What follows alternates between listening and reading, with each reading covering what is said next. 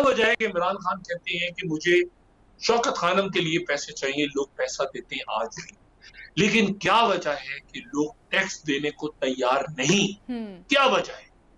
इसलिए कि मुझे ये बताएं कि जो मैं टैक्स दूंगा, क्या मैं टैक्स दूंगा, मैं टैक्स देता हूं, क्या मुझे रियासत गारंटी देगी इस बात की कि मुझे सरकारी अस्पताल में ले जाएंगे और वहां पर मेरी जिंदगी की चले जिंदगी मौत तो अल्लाह के हाथ में, वहां पे दवाई मौजूद होगी?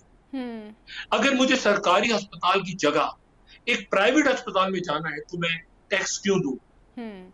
अगर मेरे उन टैक्स के पैसों से ये जो सरकारी स्कूल हैं, उन सरकारी स्कूलों के बच्चे नहीं पढ़ सकते, तो मैं उस जगह बच्चों को क्यों ना भेजूं जहां पे उनको पढ़ाया तो जा रहा है प्राइवेट स्कूलों में? जी। बाहर के मुल्कों में लोग टैक्स क्यों देते हैं?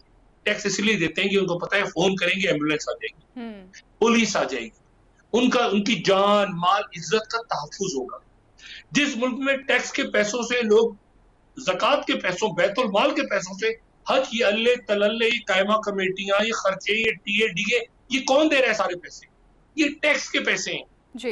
इनके। एक दिन का 5 लाख रुपया जो है, उसके ऊपर आपने कहा कि एक आदमी को पकड़ना 400 लाख रुपए का एक दिन का हो रहा है ये कौमी असेंबली का 1 घंटे का इजलास।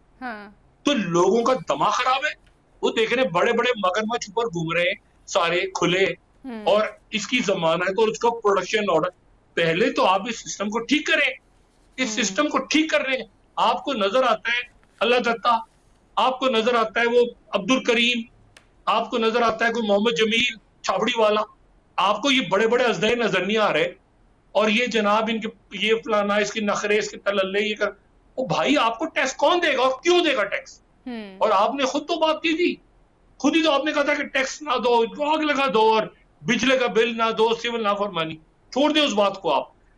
ये प्रोडक्शन इसी असेंबली, इसी पार्लियामेंट के सेशन के दौरान अगर ये प्रोडक्शन ऑर्डर्स और बाकी दीगर मामलात के ऊपर थोड़ा सा